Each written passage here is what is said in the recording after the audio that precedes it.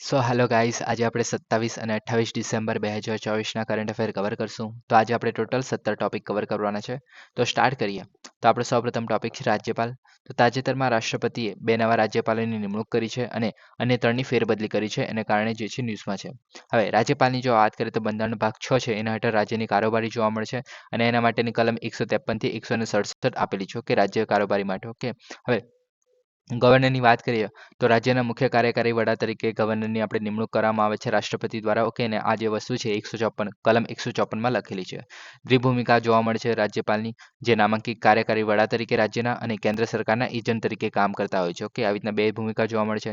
નિમણૂક જે છે ભારતના રાષ્ટ્રપતિ દ્વારા કરવામાં આવે છે આર્ટિકલ 155 હેઠળ. ઓકે, પછી કાર્યકાળ જોઈએ તો ઓફિસમાં દાખલ થયાની તારીખથી 5 વર્ષનો એમનો કાર્યકાળ જોવા મળે છે. 156માં આવું લખેલું છે.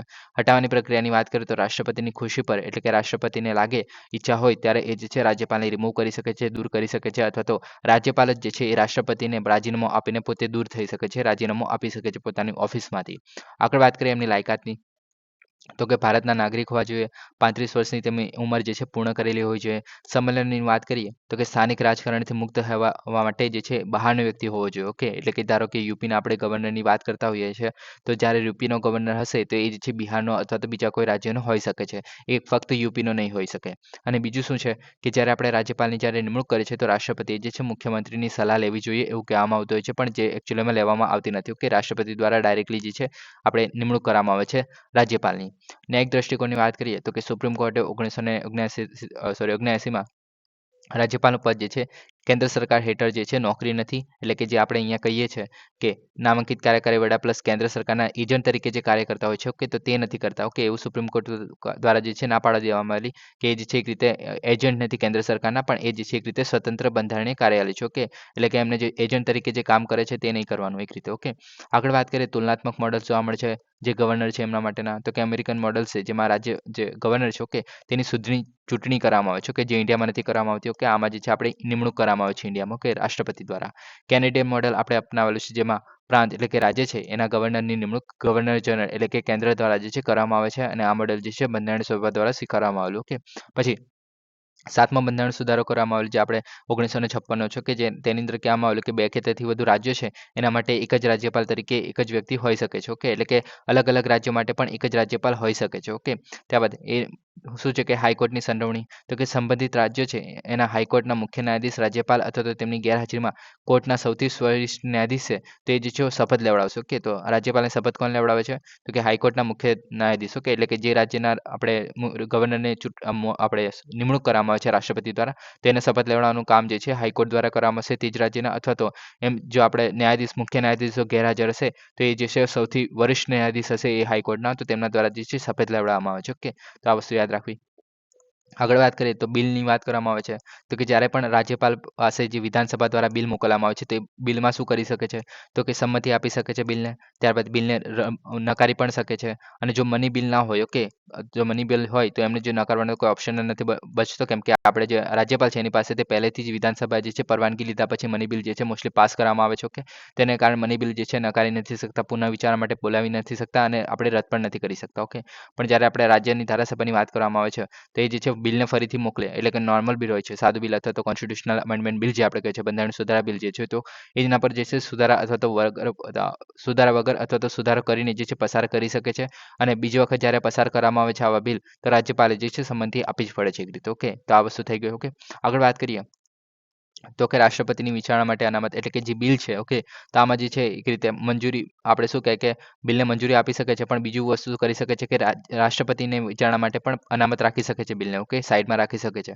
તો રાજ્યપાલ જે છે કોઈ પણ બિલને રાષ્ટ્રપતિની વિચારણા માટે અનામતમાં રાખી શકે છે. ખાસ કરીને જે ખરડો હોય, કેવો ખરડો તો કે અલ્ટ્રા વાયરસ વાળો ખરડો, એટલે કે બંધારણની જોગવાઈઓને વિરુદ્ધ હોય, એટલે કે બંધારણની કોઈ જોગવાઈ છે એના વિરુદ્ધ કોઈ કાર્ય કરવામાં આવતો હોય, બિલમાં એવો ઉલ્લેખ કરવામાં આવતો હોય જે બંધારણને એક રીતે ખલેલ પહોંચાડતો હોય. ઓકે, તો તેના વિરુદ્ધ હોય, બંધારણની જોગવાઈઓ વિરુદ્ધ હોય, કે તો તેને આપણે અલ્ટ્રા વાયરસ તરીકે ગણવામાં આવે છે અને એ જે છે રાષ્ટ્રપતિ માટે આપણે અનામતમાં રાખી શકાય છે રાજ્યપાલ દ્વારા. ઓકે, ત્યારબાદ નિર્દેશક સિદ્ધાંતોનો વિરોધ, એટલે કે જે આપણે ડીપીએસપી જોવા મળે છે રાજ્યના નિર્દેશકના જે સિદ્ધાંતો છે તેના વિરુદ્ધ જોવા મળતો હોય તો તેના માટે આપણે રાષ્ટ્રપતિને અનામત માટે રાખી શકે છે વિચારણા માટે. ત્યારબાદ રાષ્ટ્રીય હિતની વિરુદ્ધ, એટલે કે દેશના મોટા હિત માટે હાનિકારક હોય તેઓ, પછી કલમ 300 31A છે એના હેઠળ મિલકતના ફરજિયાત સંપાદન સાથે સંબંધિત હોય તો એના માટે પણ રાષ્ટ્રપતિ માટે વિચારણા માટે રાખી શકે છે. ઓકે, હવે રાષ્ટ્રપતિ જે છે અને આ જે બિલ મોકલવામાં આવતું હોય છે વિધાનસભા દ્વારા, ઓકે, તો એ જે છે એને આપણે મંજૂર કરી શકે છે અથવા તો નકારી પણ શકે છે. ઓકે, અને પુનઃ વિચારણા કરે તો આપણે કેવું અહીંયા લખેલું છે કે રાજ્યપાલે સંમતિ આપવી જ પડે જો પુનઃ વિચારણા માટે મોકલવામાં આવ્યું હોય તો. ઓકે, અને પછી ફરીથી પાસ કરવામાં આવ્યું હોય તો. ઓકે, પણ જ્યારે આપણે રાષ્ટ્રપતિની વાત કરવામાં આવે છે તો ગમે એટલી વખત મોકલે તો રાષ્ટ્રપતિ જે છે ગમે એટલી વખત જે છે નકારી શકે છે બિલને. ઓકે, જરૂરી નથી કે રાષ્ટ્રપતિ જે છે આપણે પુનઃ વિચારણા કર્યા બાદ જો ફરીથી મોકલવામાં આવે તો હા બિલને આપણે મંજૂર જ કરી દો. ઓકે, ના પણ પાડી શકે છે કે ઓકે રદ પણ કરી શકે છે. ઓકે, ગમે એટલી વાર મોકલો તો પણ. ઓકે, હવે બીજું શું છે તો કે ગવર્નરની નિમણૂક અને ભૂમિકા અંગેના ભલામણો જોવા મળે છે. અમુક સમિતિઓ જોવા મળે છે જે ઘણી ઇમ્પોર્ટન્ટ છે, જેમ કે સરકારી કમિશન. ઓકે, 1983માં બનેલી. તો એ જે છે રાજ્યપાલની પસંદગીમાં ભારતના ઉપરાષ્ટ્રપતિ અને લોકસભાના અધ્યક્ષની સલાહ વડાપ્રધાને લેવી જોઈએ એવું કહેવામાં આવેલું એમની અંદર. ઓકે, પછી બંધારણના કાર્ય સમીક્ષા કરવા માટે રાષ્ટ્રીય આયોગ બનાવવામાં આવેલું 2000માં. ઓકે, જે એનું સૂચન કરેલું કે રાજ્યના જે રાજ્યપાલ છે એની નિમણૂક જે છે રાષ્ટ્રપતિ દ્વારા અને તે રાજ્યના મુખ્યમંત્રી સાથે પરામર્શ કર્યા પછી થવી જોઈએ, કે જે અત્યારે કરવામાં નથી આવતો. કે લખેલું છે મતલબ એક રીતે શું કહે કે જે ટ્રેડિશન છે તે ફોલો નથી કરવામાં આવતું. કે ત્યારબાદ છે ન્યાયમૂર્તિ મદન મોહન પુંચી કમિશન. તો એ જે છે 2007માં બનાવવામાં આવેલું, જેમાં શું કહેવામાં આવેલું ભલામણો જે છે આની ઇમ્પોર્ટન્ટ છે કે પૂછ્યું બનશે, જે મોસ્ટલી પૂછાતું પણ હોય છે. કે તો એને શું કીધેલું તો કે વડાપ્રધાન, ગૃહપ્રધાન, ઉપરાષ્ટ્રપતિ, સ્પીકર અને સ્પીકર એટલે કે અહીંયા લોકસભાના સ્પીકર. ઓકે, પછી સંબંધિત જે મુખ્યમંત્રી છે એની બનેલી એક સમિતિ હશે જે રાજ્યપાલની પસંદગી કરવી જોઈએ. ઓકે, અને બંધારણમાંથી જે છે આનંદનો સિદ્ધાંત. આનંદનો સિદ્ધાંત એટલે કે આપણે જે રાષ્ટ્રપતિની જે ખુશીથી આપણે બહાર કાઢી નાખીએ છીએ, રાજ્યપાલને દૂર કરી દઈએ છીએ, કે તો તેને કાઢી નાખવો જોઈએ. ત્યારબાદ રાજ્ય સરકારની સલાહ વિરુદ્ધ મંત્રીઓ પર કાર્યવાહી કરેલી હોવી જોઈએ. ઓકે, અને મંજૂરી આપવા માટે રાજ્યપાલના અધિકારીને સમર્થન હોવું જોઈએ. એક રીતે જે આપણે વિરોધ પક્ષના જે મંત્રીઓ છે એના પર કાર્યવાહી કરવાની વાત કરવામાં આવે છે. કે ત્યારબાદ રાજ્ય વિધાનસભા દ્વારા રાજ્યપાલના મહાભિયોગ માટેની જોગવાઈ દાખલ કરવી જોઈએ. કે જે રીતના આપણે રાષ્ટ્રપતિનો મહાભિયોગ જોવા મળે છે એવી રીતના જ આપણે રાજ્યપાલનો મહાભિયોગ કરવો જોઈએ એવું કહેવામાં આવે છે. પણ જે અત્યારે થતું નથી, રાષ્ટ્રપતિ પર જ મોસ્ટલી ડિપેન્ડન્ટ હોય છે બધું. કે આપણે નિમણૂક કરવું પણ અને બહાર કાઢવું પણ. ઓકે, એક રીતે રાષ્ટ્રપતિ એટલે કે આપણે જે કેન્દ્ર સરકાર છે એના આધારે થતું હોય છે. ઓકે, હવે અત્યારે ચેન્જ કરવામાં આવે છે તે એ શું છે તો કે કેન્દ્રીય ગૃહ સચિવ જે અજય ભલ્લા છે એમને મણિપુરના રાજ્યપાલ તરીકે નિયુક્ત કરવામાં આવે છે. પછી જનરલ વી.કે. સિંહ જે છે એ પહેલા મિઝોરમના રાજ્યપાલ તરીકે એ જે છે મિઝોરમના રાજ્યપાલ તરીકે નિમણૂક કરવામાં આવે છે. ઓકે, અને કેરળના રાજ્યપાલ જે આરિફ મોહમ્મદ ખાન છે એને બિહારમાં બદલી કરી નાખવામાં આવી છે. અને જે બિહારના વર્તમાન રાજ્યપાલ રાજેન્દ્ર વિશ્વનાથ છે તેમને જે છે નવા રાજ્યપાલ તરીકે જે છે કેરળના નવા રાજ્યપાલ તરીકે નિયુક્ત કરવામાં આવે છે. ઓકે, મિઝોરમના રાજ્યપાલ હરિબાબુ કંભપતિને ઓડિશાના રાજ્યપાલ તરીકે નિયુક્ત કરવામાં આવે છે. કે તો આ બધા રાજ્યપાલ કઈ જગ્યાએથી કઈ જગ્યાએ ચેન્જ થયા છે યાદ રાખવાની જરૂર નથી, પણ અત્યારે જે છે આટલા ચેન્જીસ કરવામાં આવે છે. ઓકે, હવે આગળ વાત કરીએ નેક્સ્ટ ટોપિક વિશે.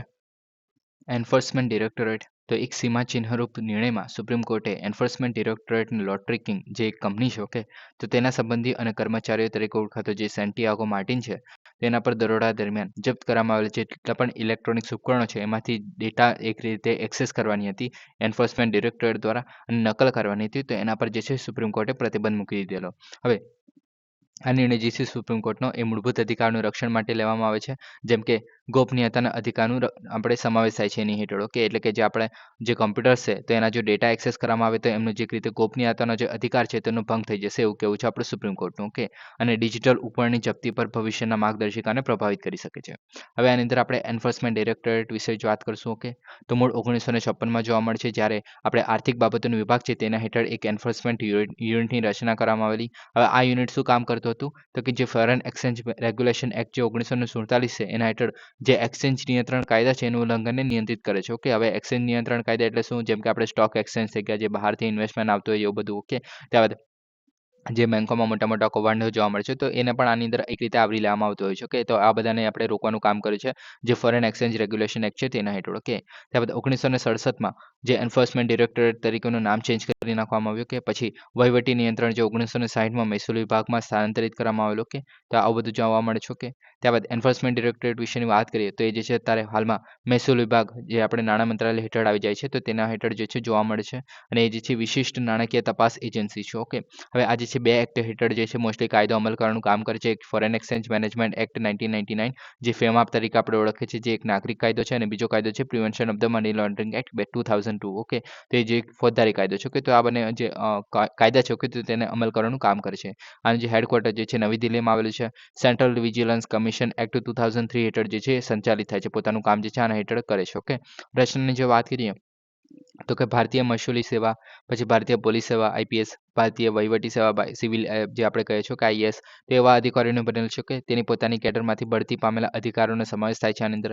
કેન્દ્ર સરકાર દ્વારા નિયુક્ત કરાયેલા અથવા તો અમલમાં નિયામક એવા નેતૃત્વમાં જોવા મળે છે. ઓકે, ત્યારબાદ સીવીસી એક્ટ 2003 મુજબ જે નિયામક એટલે કે જે આપણા અને ચીફ હશે, ઓકે, તેની પાસે 2 વર્ષનો કાર્યકાળ જોવા મળે છે. ઓકે, તો આ રીતે જોવા મળે છે. આગળ વાત કરીએ કેસ શું હતો, તો કે મતલબ એમાં સિમ્પલી એવું હતું કે જે ઈડીએ જે છે આપણે મેઘાલયની પોલીસે જે છે ફરિયાદ કરેલી, તો એના આધારે જ ઈડીએ જે છે 6 રાજ્યોમાં 22 સ્થળોએ જે છે એક રીતે સર્ચ હાથ ધરેલો અને મેઘાલયમાં જે લોટરી કારોબારીમાં ગેરકાયદેસર રીતે ઇજારો ધરાવતી જે ફ્યુચર ગેમિંગ છે, ઓકે, તો તેના અને future gaming and hotel service private limited છે, ઓકે, તો આનું આખું નામ છે કંપનીનું, ઓકે, તો તેના હેઠળ જે છે આટલા રૂપિયા જે છે એક રીતે મળી આવેલા અને આ જે કંપની છે એ ઇલેક્ટ્રોલ બોન્ડમાં પણ એક રીતે વધારે પડતા જે બોન્ડ ખરીદી લીધેલા એક રીતે, ઓકે, અને એ જે છે આપણે થોડા ટાઈમ પહેલા જે ઇલેક્ટ્રોલ બોન્ડને આપણે કાંડ જોઈ લો, ઓકે, તો તેના પણ આની અંદર જે છે મતલબ આટલા રૂપિયાનો કરોડના જે છે આપણે શું કહે કે ઇલેક્ટ્રોલ બોન્ડ જે છે ખરીદવામાં આવેલા, ઓકે, તો એ જે છે અલગ અલગ આપણે એક રીતે જે પાર્ટી છે, ઓકે, તો તેના ખરીદવામાં આવેલા, ઓકે, તો આ બધું જોવા મળેલું, તો એના કારણે જે છે દરોડા પાડવામાં આવેલા. પણ આજે સુપ્રીમ કોર્ટે શું કીધું, તો આના જે જસ્ટિસ અભય એસ ઓકા અને જે પંકજ મિથલ છે તેમણે કીધેલું કે ભાઈ જે જપ્ત કરાયેલા જે ઉપકરણ છે, જે કમ્પ્યુટર છે, એનામાંથી ડેટા એક્સેસ નહીં કરવાના, કેમ કે એમનું જે ગોપનીયતાનો જે અધિકાર છે, ઓકે, તો એ જે છે આપણે આનું હનન કરીએ છીએ. Plus prevention of the money laundering act હેઠળ જે આપણે ઈડી દ્વારા આ લોકોને જો બોલાવવામાં આવેલો, ઓકે, તો તેને પણ બોલાવવાની ના પાડી દીધી છે. અને આજે જે બીજા બધા કેસો જે આપણે જે ડિજિટલ ડિવાઇસ સાથે જોડાયેલા છે, ઓકે, જેમ કે આપણે એમેઝોન ઇન્ડિયા અને ન્યૂઝ ક્લિક, ઓકે, તો તેની સાથે સંકળાયેલા જે બીજા કેસો છે, ઓકે, તો તેની સાથે જે છે આ કેસની સુનાવણી કરવામાં આવશે. ઓકે, તો આ બધું આની અંદર જોવા મળેલું. ઓકે, તો આ થઈ ગયું આપણું ઈડી. હવે આપણે નેક્સ્ટ ટોપિક વિશે વાત કરશું, તો રાષ્ટ્રીય માનવ અધિકાર પંચ, okay, NHRC, national human right commission. Okay, હવે સુપ્રીમ કોર્ટના જે ભૂતપૂર્વ ન્યાયાધીશ જસ્ટિસ રામ સુબ્રમણ્યમ છે, એમને રાષ્ટ્રપતિ દ્વારા રાષ્ટ્રીય માનવ અધિકાર પંચ એટલે કે નેશનલ હ્યુમન રાઇટ કમિશન છે એના નવા અધ્યક્ષ તરીકે નિયુક્ત કરવામાં આવે છે. ઓકે, તો આ નવા અધ્યક્ષ કોણ છે, તો આ જે જે શું નામ છે એમનું, રામ સુબ્રમણ્ય, સોરી.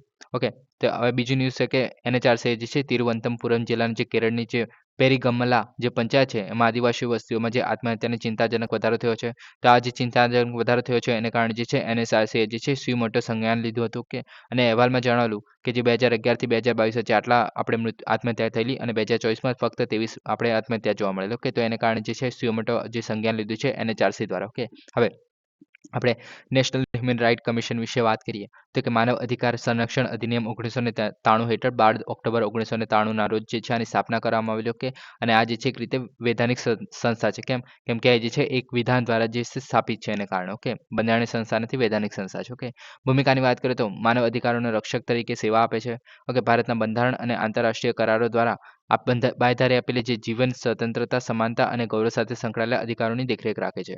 હવે સંરક્ષણની જો આપણે વાત કરીએ, તો કે જે જવાબદાર અને પાલન સુનિશ્ચિત કરવા માટે માનવ અધિકારો પર જે પેરિસના સિદ્ધાંત જોવા મળે છે, ઓકે, તો તેના હેઠળ પણ જે કાયદાઓ છે એક રીતે જે રાઇટ્સ જોવા મળે છે, હ્યુમન રાઇટ્સ, ઓકે, તો તેને સંરક્ષિત કરવાનું કામ પણ કરે છે. બીજું શું છે, તો કે માનવ અધિકારીની વ્યાખ્યા આપે છે, જેમાં માનવ અધિકાર સંરક્ષણ અધિનિયમ 1993ની કલમ જે 21D છે એના મુજબ બંધારણ દ્વારા જે સંરક્ષિત જીવન, પછી આપણે જે સંરક્ષિત જીવન એટલે કે આપણે જે ગરિમાપૂર્ણક જે જીવન જીવવાનો અધિકાર, આર્ટિકલ 21 જે આપણે કહે છે, સ્વતંત્રને આપણે આર્ટિકલ 15 થી આપણે આર્ટિકલ 18ની વાત કરીએ છીએ, સમાનતા આપણે આર્ટિકલ 12, 13 અને 14ની વાત કરીએ છીએ. ઓકે, તો આ બધું 14, 15 અને 16ની વાત કરીએ છીએ, જેમાં સમાનતાની વાત કરવામાં આવે છે. ઓકે, તો આ બધા જે અધિકારો છે એનો સમાવેશ કરે છે, ઓકે, બંધારણ દ્વારા. પછી ભારતીયોની અદાલતોમાં લાગુ પડતી જે આંતરરાષ્ટ્રીય સંધિઓમાં દર્શાવેલા જે અધિકારો છે એનો સમાવેશ કરવામાં આવે છે. ઓકે, જેમ કે આપણે યુનાઇટેડ નેશનની હ્યુમન રાઇટ કમિશન જે આપણે જોવા મળે છે, ઓકે, હ્યુમન રાઇટ્સ જોવા મળે છે, ઓકે, યુનાઇટેડ નેશન્સના, તો તેનો પણ આની અંદર સમાવેશ કરવામાં આવે છે. ઓકે, ત્યારબાદ એનએચઆરસીની જો આપણે રચનાની વાત કરીએ તો પૂર્ણ સમયના સભ્યો તરીકે પહેલા તો અધ્યક્ષ હોય છે, જે ભારતના નિવૃત્ત મુખ્ય ન્યાયાધીશ અથવા તો સુપ્રીમ કોર્ટના ન્યાયાધીશ હોઈ શકે છે. હવે સભ્યોમાં જે છે સર્વોચ્ચ અદાલતના વર્તમાન અથવા તો નિવૃત્ત ન્યાયાધીશ, હાઈકોર્ટના મુખ્ય ન્યાયાધીશ અથવા અને માનવ અધિકારના 3 નિષ્ણાંતો જે છે એનો સમાવેશ કરવામાં આવે છે, જેમાંથી એક મહિલા હોવી જે છે જરૂરી છે. એટલે કે 3 જે સભ્ય નિષ્ણાંતો જોવા મળે છે તેમાંથી કમ્પલસરી જે છે એક મહિલા તો હશે જ. પછી બીજા બધા અધિકારીઓ સભ્યો જોવા મળે છે, જેને આપણે એક્સ ઓફિસિયો મેમ્બર તરીકે ઓળખવામાં આવે છે, જેમાં આપણે અલગ અલગ જે કમિશન જોવા મળે છે, આયોગ જોવા મળે છે, જેમ કે રાષ્ટ્રીય લઘુમતી આયોગ થઈ ગયો, અનુસૂચિત જાતિ માટેનો રાષ્ટ્રીય આયોગ થઈ ગયો. ઓકે, પછી અનુસૂચિત જનજાતિ માટેનો રાષ્ટ્રીય આયોગ થઈ ગયો, રાષ્ટ્રીય મહિલા આયોગ થઈ ગયો, national commission for the backward class, national commission for the protection of the child rights, chief commissioner for the person with disabilities. Okay, તો આ બધાના જે આપણે અધ્યક્ષો છે, ઓકે, તો તેને પણ આની અંદર એક રીતે જોડાયેલા છે. ઓકે, ત્યારબાદ આપણે NHRCની નિમણૂક પ્રક્રિયાની વાત કરીએ તો આપણે 6 સભ્યોની એક રીતે કમિટી બનાવેલી હતી, સમિતિ જોવા મળે છે, જેના ભલામણને આધારે રાષ્ટ્રપતિ દ્વારા જે છે આપણે આના જે છે અધ્યક્ષ ચૂંટવામાં આવે છે, ઓકે, નિમણૂક કરવામાં આવે છે એક રીતે, ઓકે. તો આ સમિતિ જે છે એની અંદર કયા કયા લોકો હોય છે, તો કે વડાપ્રધાન હોય છે અધ્યક્ષ તરીકે, પછી લોકસભાના અધ્યક્ષ હશે, રાજ્યસભાના ઉપાધ્યક્ષ હશે, પછી સંસદના બંને ગૃહના વિરોધ પક્ષના નેતાઓ હશે, કેન્દ્રીય ગૃહ પ્રધાન હશે, ઓકે. તો આટલા લોકો જોવા મળે છે. અને જ્યારે આપણે જે 3 વ્યક્તિઓની વાત કરતા હતા, ઓકે, જે 3 ન્યાયિક સભ્યોની વાત કરતા હતા, તે જે છે એક રીતે ભારતના મુખ્ય ન્યાયાધીશ સાથે જરૂરી છે પરામર્શ કરવો, ઓકે. તો આ વસ્તુ જોવા મળે છે. સોરી 3 નહીં, પણ આમાંથી જે એક રીતે કઈ ગયો 1 મિનિટ. હા, મુખ્ય ન્યાયાધીશ અને જે માનવ અધિકારો જે જોવા મળે છે, ઓકે, તેની વાત કરવામાં આવે છે. હાઈકોર્ટના મુખ્ય ન્યાયાધીશની આપણે નિમણૂક કરે છે તેની અંદર, તો આની અંદર જોવા મળે છે, ઓકે. તો એમની જ્યારે એમને નિમણૂક કરતા હોય છે, તો ભારતના જે મુખ્ય ન્યાયાધીશ સાથે આપણે પરામર્શ કરવો જરૂરી છે, ઓકે. ત્યારબાદ આપણે NHRCની કાર્યકાળની જો આપણે વાત કરીએ તો કે 3 વર્ષથી 70 વર્ષ સુધીની આપણે જોવા મળે છે એક રીતે. 3 વર્ષ એટલે કે એમની જે મુદ્દત જે છે એક રીતે 3 વર્ષની હોય છે, પણ એમનું જે છે મતલબ 69 યરના હોય અને ત્યારે જે અધ્યક્ષ આપણે બનાવવામાં આવ્યો હોય તો એ જે છે 1 જ વર્ષ કામ કરશે, ઓકે. કેમ કે એમને 70 વર્ષ તરત પૂરા થઈ જશે 1 જ વર્ષમાં એને કારણે, ઓકે. ત્યારબાદ મુદ્દત પૂર્ણ થયા પછી પણ મંજૂરી છે, એટલે કે ફરીથી એકવાર જો એમની આપણે શું કહેવાય કે ટર્મ પૂરી થઈ ગયા 3 વર્ષની, ઓકે, પણ ફરીથી જે છે એમને નિયુક્ત કરી શકાય છે NHRCના અધ્યક્ષ તરીકે, ઓકે. પણ જે કેન્દ્ર અથવા તો રાજ્ય સરકાર છે તે એમાં જે એક રીતે રોજગારી મેળવી નથી શકતા, એટલે કે બીજી વાર જે છે આ રીતે શું કહેવાય કે NHRCના અધ્યક્ષ અથવા તો કાર્યકારી સભ્ય તરીકે તો કામ કરી શકે છે, પણ જ્યારે આપણે બીજા કોઈ આપણે ડિપાર્ટમેન્ટમાં કે એવા કોઈ જગ્યાએ જવું હોય કેન્દ્ર સરકારમાં અથવા તો રાજ્ય સરકારમાં, ઓકે, તો તે નથી જઈ શકતા, ઓકે. પછી પગારની વાત કરીએ તો કેન્દ્ર સરકાર દ્વારા જે છે નિર્ધારિત કરવામાં આવે છે. નિમણૂક પછી સભ્યના ગેરલાભ થાય એ રીતે પછી એને શરતો જે છે ચેન્જ નથી કરી શકાતી. આપણે લોકસભા અથવા તો રાજ્યસભા એટલે કે કોઈ પણ દ્વારા, ઓકે. ત્યારબાદ દૂર કરવાની પ્રક્રિયાની વાત કરીએ તો રાષ્ટ્રના જે ભારતના રાષ્ટ્રપતિ છે એ NHRCના સભ્યને દૂર કરી શકે છે.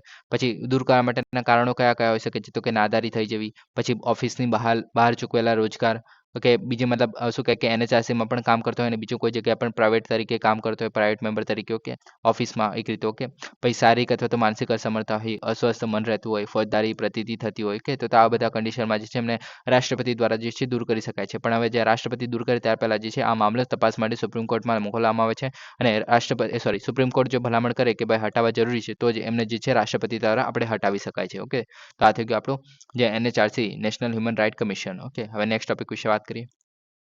નેક્સ્ટ ટોપિક છે આપણો દીદી કી લાઇબ્રેરી. તો કે વિશ્વ બેંક દ્વારા સમર્થિત જીવિકા પ્રોજેક્ટ છે એના હેઠળ બિહારમાં શરૂ કરાયેલું દીદી કી લાઇબ્રેરી જે છે એ પહેલનો હેતુ ગ્રામીણ વિસ્તારોમાં શૈક્ષણિક અંતરને દૂર કરવાનો છે, ઓકે. એટલે કે આપણે ગામડા જેવો વિસ્તાર જોવા મળે છે તો તેની અંદર આપણે શિક્ષણને વધારે કેવી રીતે આગળ લઈ જઈ શકીએ, ઓકે. તો તેના માટે દીદી કી લાઇબ્રેરી નામની એક રીતે જે જીવિકા પ્રોજેક્ટ છે તેના હેઠળ બિહારમાં શરૂ કરવામાં આવ્યું છે. તો આ કઈ જગ્યાએ શરૂ કરવામાં આવ્યું છે, તો કે બિહારમાં. આ વસ્તુ ઇમ્પોર્ટન્ટ બનશે.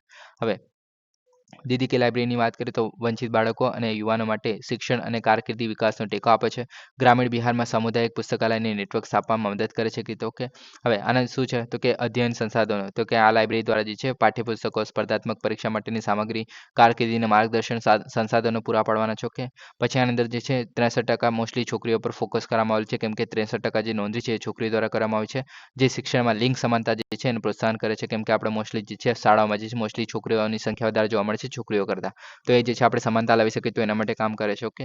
પછી વિદ્યા દીદીઓ, તો મતલબ આને જે આખું જે દીદી કે લાઇબ્રેરી જે આખું જે છે મતલબ સંસ્થા જે જોવા મળે છે કે તે લાઇબ્રેરી જો કે તો તે જે આપણે હેન્ડલ કરવાનું કામ જે છે વિદ્યા દીદીઓ દ્વારા કરવામાં આવશે, કે રીતે નામ આપવામાં આવ્યું છે કે તેના દ્વારા સંચાલિત થશે, જે વિદ્યાર્થીઓને ફોર્મ ભરવામાં, સંસાધનોને મેળવવામાં અને પરીક્ષાઓની જે તૈયારી છે એ બધું માર્ગદર્શન આપવામાં પણ હેલ્પ કરશે. આગળ વાત કરીએ તો કે યુપીએસસીની પરીક્ષામાં પણ સુસંગતતા જોવા મળે છે, જેમાં જે સાક્ષરતા સુધારવા માટે ગ્રામીણ અને શહેરી શૈક્ષણિક અસમાનતાને દૂર કરવાનું કામ કરે છે.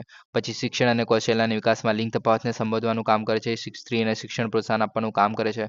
પછી બાળ લગ્ન, બાળ મજૂરી અને લિંગ આધારિત જે ભેદભાવ જોવા મળે છે, ઓકે, તેને જે એક રીતે દૂર કરવા માટે નીતિશાસ્ત્ર અને સામાજિક ન્યાય વિષયો માટે સુસંગત બનાવે છે. જાહેર ખાનગી ભાગીદારીને સમર્થન આપે છે. ગ્રામીણ સશક્તિકરણમાં રાજ્ય સરકારની ભૂમિકાને પ્રતિબંધિત કરે છે, ઓકે. તો પ્રતિબિંબિત કરે છે, સોરી, પ્રતિબંધિત પ્રતિબિંબિત કરે છે, ઓકે. તો રાજ્ય સરકાર જે છે આપણે ગ્રામીણ સશક્તિકરણમાં પણ કામ કરી રહી છે તે માટે, ઓકે. તો આ બધું જોવા મળે છે આપણે જે દીદી કે લાઇબ્રેરી જો આપણે પહેલ છે તેની હેઠળ, ઓકે. તો આ થઈ ગયું. હવે આપણે નેક્સ્ટ ટોપિકની વાત કરીએ. નો ડિટેન્શન પોલિસી. તો કેન્દ્ર સરકારે તાજેતરમાં શિક્ષણનો અધિકાર અધિનિયમ 2009માં સુધારો કર્યો છે, જેના દ્વારા સંચાલિત શાળાઓમાં નો ડિટેન્શન નીતિ જે છે એને રદ કરવામાં આવી છે, ઓકે. એટલે કે શું આ નો ડિટેન્શન પોલિસી શું હતી એક રીતે, તો કે જે આપણે ધોરણ 1 થી ધોરણ 8 સુધી જે છે કોઈ પણ છોકરાઓને ફેલ નહીં કરવાનો, ઓકે, એવું કહેવામાં આવતું હતું. જે ડિટેન્શન પોલિસી છે તેના નો ડિટેન્શન પોલિસી તે તેના હેઠળ, ઓકે, તો આ વસ્તુ જે છે હવે રિમૂવ કરી દેવામાં આવે છે, દૂર કરી દેવામાં આવે છે, ઓકે. તો તેમાં જે છે કેન્દ્રીય વિદ્યાલયો, જવાહર નવોદય વિદ્યાલયો, સંરક્ષણ અને આદિજાતિ જે બાબતોના મંત્રાલય છે એના હેઠળ જે છે અને સંસ્થાઓનો આની અંદર હેઠળ સમાવેશ કરવામાં આવે છે, ઓકે. હવે આની વાત કરીએ તો કે પહેલાં તો નો ડિટેન્શન પોલિસી શું છે? તો કે શિક્ષણના અધિકાર અધિનિયમ 2009 હેઠળ કલમ 16 હેઠળ જે છે સ્થાપિત કરવામાં આવેલી. તો આ શું હતો આનો હેતુ? તો કે સ્વયં સંચાલિત જે પ્રમોશન, ઓકે, એટલે કે તમામ બાળકો છે તેના માટે લઘુત્તમ શિક્ષણના સ્તર સુનિશ્ચિત કરવા માટે ધોરણ 8 સુધી જે છે વિદ્યાર્થીઓની અટકાયત પર પ્રતિબંધ હતો, ઓકે. એટલે કે 8મા ધોરણ સુધી તમે મતલબ પહેલા ધોરણથી 8મા ધોરણ સુધી જાઓ તો તમને કોઈ પણ પ્રકારે ફેલ નહીં કરવામાં આવે, ઓકે. તમે જે છે દર વર્ષે જે છે ભલે તમારા ગમે એટલા ઓછા ટકા આવ્યા હોય પણ તમને પાસ કરી દેવામાં આવતા હતા. એ રીતે જોવામાં આવતું હતું, ઓકે. પણ એ જે છે હવે દૂર કરી દેવામાં આવે છે, ઓકે. હવે એ વસ્તુ નહીં કરવામાં આવે, ઓકે. હવે કલમ 16 શું જણાવે છે? તો કે જે પ્રાથમિક શિક્ષણ જે વર્ગ 1 થી 8 છે તો એ પૂર્ણ ન થાય ત્યાં સુધી કોઈપણ બાળકને કોઈપણ વર્ગમાં જે છે અટકાવવામાં રાખવામાં આવશે નહીં, ઓકે. અટકાયતમાં રાખવામાં નહીં આવે, ઓકે. એક રીતે ફેલ નહીં કરવામાં આવે, ઓકે. 2019માં સુધારો કરવામાં આવેલો કે રાજ્યો જે છે શૈક્ષણિક પ્રદર્શનને આધારે વર્ગ 5 અને વર્ગ 8માં જે છે વિદ્યાર્થીઓને રોકવાની મંજૂરી આપે છે. એટલે કે ધોરણ 5 અને ધોરણ 8માં જે છે વિદ્યાર્થીઓને ફેલ કરી શકતા હતા. 2019માં આવો સુધારો કરવામાં આવેલો, ઓકે. અને વર્તમાન સ્થિતિની વાત કરીએ તો 14 રાજ્યો અને કેન્દ્રશાસિત પ્રદેશો છે જે નો ડિટેન્શન પોલિસી જે છે ચાલુ રાખી છે અને બાકીના બધા જે છે રિમૂવ કરી દીધી છે. હવે દૂર કરવાના કારણોની વાત કરીએ કે આ પોલિસી કેમ દૂર કરવામાં આવી? તો કે વિદ્યાર્થીઓના અભ્યાસમાં એક રીતે પ્રત્યે જે છે ગંભીરતાનો અભાવ જોવા મળ્યો હતો. ત્યારબાદ શાળાઓ જે છે શિક્ષણ પર ધ્યાન કેન્દ્રિત કરવામાં નિષ્ફળ રહી હતી. પછી આપણે જે હ્યુમન રાઇટ ડિપાર્ટમેન્ટ છે એ મંત્રાલય દ્વારા જે છે આપણે પ્રકાશિત કરવામાં આવેલું, ઓકે. પછી ઘણા રાજ્યોએ જે છે પ્રાથમિક શિક્ષણના ગુણવત્તા અને જવાબદારી સુધારવા માટે નીતિને દૂર કરવાની માંગ કરેલી. એક રીતે બીજા બધા રાજ્યોએ માંગ જ કરેલી કે ભાઈ આ વસ્તુ દૂર થઈ જવી જોઈએ, ઓકે. પછી સર્વગ્રાહી શિક્ષણ માટે રાષ્ટ્રીય શિક્ષણ નીતિ જે આપણે જોવા મળે છે 2020ની, ઓકે, તો તેના લક્ષ્યો સાથે પણ જોડાયેલું છે. તેને કારણે જે છે આપણે જે નો ડિટેન્શન પોલિસી જે છે હાલમાં રદ કરી દેવામાં આવી છે, ઓકે. હવે નેક્સ્ટ ટોપિક વિશે આપણે વાત કરીએ. Quantum computing. તો ઇન્ટરનેશનલ બિઝનેસ મશીન્સ કોર્પોરેશન દ્વારા કરવામાં આવેલા અભ્યાસ વિદ્યાર્થીઓ, વિકાસકર્તાઓ અને શૈક્ષણિક સંસ્થાઓની સક્રિય ભાગીદારી દ્વારા સંચાલિત ભારતમાં ક્વોન્ટમ કમ્પ્યુટિંગમાં વધતી જતી રુચિને પ્રકાશિત કરે છે, ઓકે. એટલે કે ક્વોન્ટમ કમ્પ્યુટિંગમાં લોકો જે છે અત્યારે ઇન્ટરેસ્ટ લઈ રહ્યા છે એવું કહેવામાં આવ્યું છે. ઇન્ટરનેશનલ બિઝનેસ મશીન કોર્પોરેશન છે એના દ્વારા, ઓકે, અભ્યાસ દ્વારા.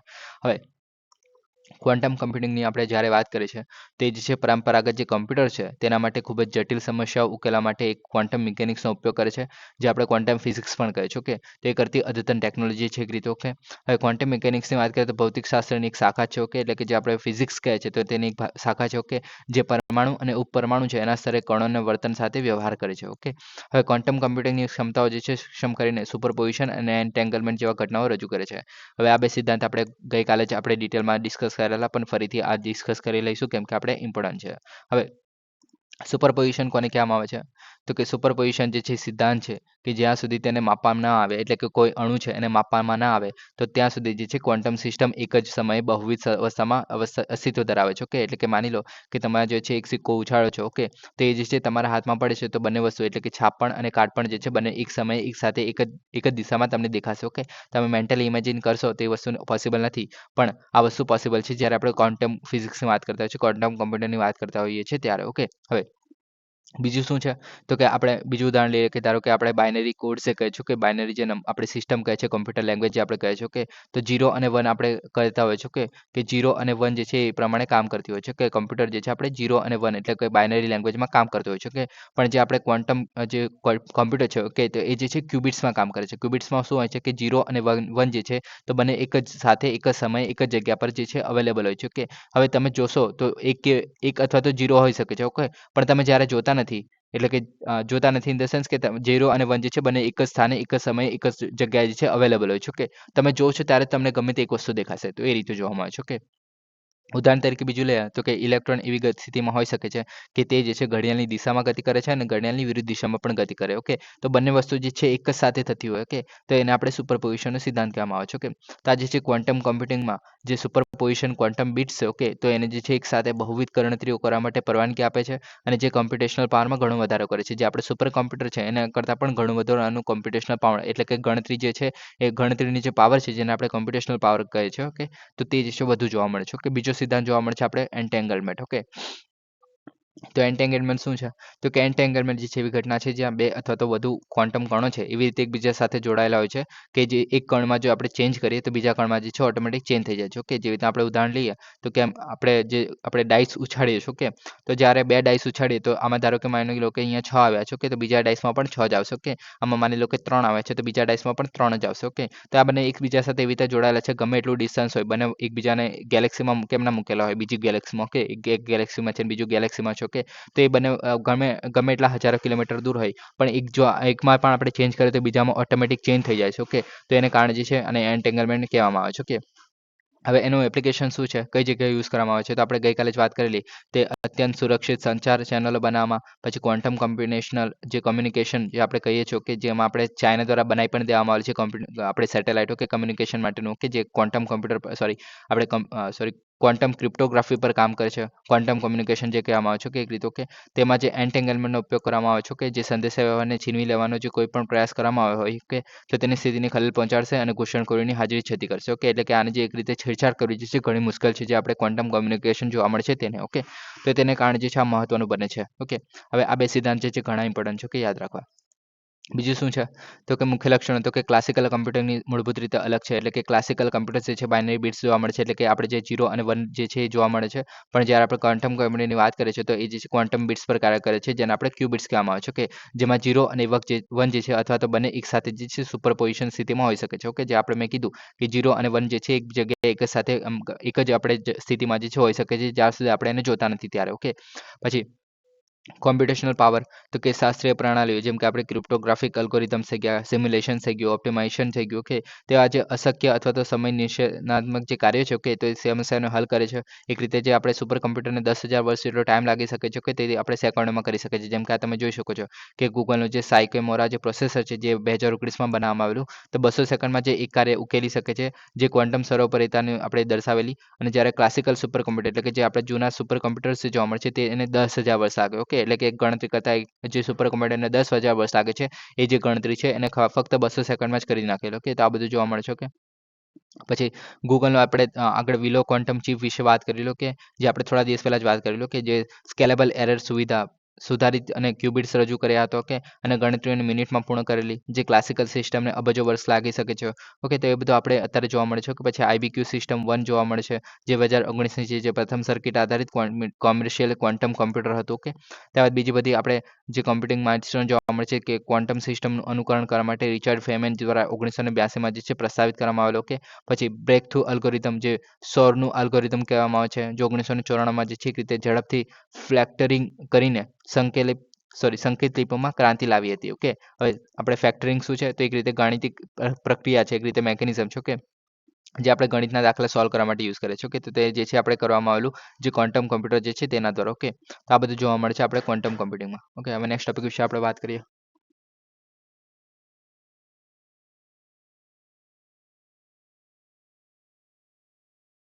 ખેડૂત ઉત્પાદન સંગઠન એટલે કે ફાર્મર પ્રોડ્યુસ ઓર્ગેનાઇઝેશન. તો કે Indian council for the research on international economic resilience. તો એને જે છે તાજેતરમાં ભારતના જે ખેડૂત ઉત્પાદક સંગઠનો છે એટલે કે FPO છે તો તેના દ્વારા સામનો કરવામાં આવતા જે પડકારો છે એનું વિશ્લેષણ કર્યું હતું અને જરૂરી સુધારા સૂચવાયા હતા. ઓકે, હવે FPO શું છે પહેલાં તો કે FPO એટલે કે ફાર્મર પ્રોડ્યુસ ઓર્ગેનાઇઝેશન. ઓકે, તો આમાં શું કરવામાં આવે છે કે અલગ અલગ જે ખેડૂતો હોય છે ઓકે તો એ બધા જે છે એ એક સાથે આવશે અને જે છે પર્ટિક્યુલર વસ્તુ માટે જે છે આપણે એક રીતે કંપની બનાવશે. ઓકે, તો જેવી રીતના આપણે કે મહારાષ્ટ્રમાં જે છે એક સહ્યાદ્રી પ્રોડ્યુસિંગ કંપની તરીકે જે ઓળખાતી એક કંપની જોવા મળે છે. ઓકે, તો એ જે છે FPO છે. ઓકે, તે શું કામ કરે છે તો કે આવા જે અલગ અલગ જે ખેડૂતો છે એકબીજા સાથે મળીને આવીને પછી ભેગા થયા છે. ઓકે, અને આ જે કંપની છે એક રીતે તો એ જે છે એક રીતે ફોરેનમાં જે છે ફ્રૂટ અને વેજીટેબલ વેચવાનું કામ કરે છે. ઓકે, તો આ રીતે જે છે એક મોટું મતલબ માર્કેટ જેવું ક્રિએટ કરવામાં આવે છે, કંપની જેવું ક્રિએટ કરવામાં આવે છે જે આપણે અલગ અલગ વસ્તુ જે છે ખેડૂતોની પ્રોવાઈડ કરી શકે છે. પછી બીજું એવી રીતના ક્રિએટ કરી શકાય છે કે ધારો કે શું કહે કે બધા અલગ અલગ જે ખેડૂતો છે નાના ખેડૂતો છે. ઓકે, તે બધા સાથે આવશે અને જે એક રીતે શું કહે કે ટ્રેક્ટર ને એવું બધું વસાવી લેશે એક રીતે કંપની બનાવશે અને જ્યારે જ્યારે જે વ્યક્તિની જરૂર પડશે ઓકે તો ત્યારે તે વસ્તુનો ઉપયોગ કરી શકે છે. ઓકે, તો આ રીતે વસ્તુ જોવા મળે છે. ઓકે, તે આગળ ચાલીને પછી કોઓપરેટિવ સોસાયટી તરીકે પણ કામ કરી શકે છે જે આપણે એક રીતે અમૂલ જોવા મળે છે. ઓકે, તો એ બધી રીતે કામ કરી શકે છે. તો એને આપણે FPO કહેવામાં આવે છે. ઓકે, આગળ વાત કરીએ હવે ખેડૂત ઉત્પાદક સંગઠન એટલે કે FPOની. તો ખેડૂતો દ્વારા રચાયેલી એક પ્રકારનું ઉત્પાદક સંગઠન છે. તો એ જે છે ઉત્પાદકોના સંગઠન તરીકે ઉત્પાદકો દ્વારા દ્વારા અને ઉત્પાદકો માટે જે છે કાર્ય કરે છે, કે એટલે કે આની અંદર મોસ્ટલી જે છે ખેડૂતો જોવા મળે છે. ઓકે. હવે સહાયક સંસ્થાની વાત કરીએ તો the small farmers agri business consortium છે, જે સમગ્ર ભારતમાં એફપીઓ છે, તો એને પ્રોત્સાહન આપવાની મહત્વની ભૂમિકામાં ભજવે છે. ઓકે. પછી પ્રતિનિધિત્વ તો શેમાં કામ કરી શકે છે, તો કે કૃષિ ઉત્પાદનો થઈ ગયા, બિનખેતી વસ્તુઓ થઈ ગયા, કારીગર માલ થઈ ગયો, કે તો આ બધા સહિત વિવિધ માલનું જે છે ઉત્પાદકોનું પ્રતિનિધિત્વ કરે છે. કે જેમ કે આપણે મેં કીધું કે ફ્રૂટ અને આપણે વેચવાનું કામ કરે છે. ઓકે. પછી ચા માટેનું પણ આપણે એફપીઓ બનાવી શકીએ છીએ, મરચા માટેનું પણ બનાવી શકાય છે. તો આવું બધું જોવા મળે છે. ઓકે. કાનૂની સ્વરૂપોની વાત કરીએ તો કાનૂની સ્વરૂપ અપનાવી શકે છે, જેમ કે તે નિર્માતા કંપનીઓ થઈ ગઈ, સહકારી મંડળીઓ થઈ ગયા, અથવા તો અન્ય સંસ્થાઓ તરીકે જે સભ્ય છે એ નફો અને લાભોની વહેંચણી કરવાનું કામ કરે છે. ઓકે. એટલે કે આજે આની અંદર જે સભ્યો જોવા મળે છે, જે મોસ્ટલી ખેડૂતો હોય છે. ઓકે. તો તે લોકોને આપણે નફો અને લાભો વહેંચવામાં મંજૂરી આપે છે. ઓકે. માલિકીની વાત કરીએ તો સભ્ય ખેડૂતો જે છે એની સંપૂર્ણ માલિક હોય છે આની અંદર. ઓકે. અને વહેંચાયેલા જે નિર્ણય અને લાભોના સિદ્ધાંત પર કાર્ય કરે છે. એક રીતે આની અંદર પણ વોટિંગ ને એવું બધું થતું હોય છે, જે સભ્યો છે એના દ્વારા. ઓકે. પછી એફપીઓ માટે કાનૂની માળખાની વાત કરીએ તો કંપનીઝ એક્ટ જે છે આપણે 1956 અને 2003 હેઠળ, તો એના હેઠળ પણ આ જે છે રજિસ્ટ્રેશન કરાવી શકે છે. પછી સોસાયટી રજિસ્ટ્રેશન એક્ટ 1860 હેઠળ અને પબ્લિક ટ્રસ્ટ એક્ટ જે 1882 છે. ઓકે. તો આના હેઠળ પણ જે છે પોતાનું રજિસ્ટ્રેશન જે છે કરાવી શકે છે. તો આ થઈ ગયું આપણે ફાર્મર પ્રોડ્યુસ ઓર્ગેનાઇઝેશન. હવે આપણે નેક્સ્ટ ટોપિકની વાત કરીએ તો નેક્સ્ટ ટોપિક છે આપણે બાયોબિટ્યુમિન. તો કેન્દ્રીય માર્ગ પરિવહન અને ધોરી મંત્રાલય છે. ઓકે. તેમણે જે છે બાયોબિટ્યુમિન મિશ્રિત સપાટી સાથે એશિયાના પ્રથમ ધોરીમાર્ગના 1 કિલોમીટર પટનું ઉદ્ઘાટન કર્યું છે. ઓકે. હવે આજ કઈ જગ્યા છે એ આપણે જોઈએ પહેલા શું છે. ઓકે. તો આ શું છે, તો કે પેટ્રોલિયમ મુક્ત વિકલ્પ છે. શેનો?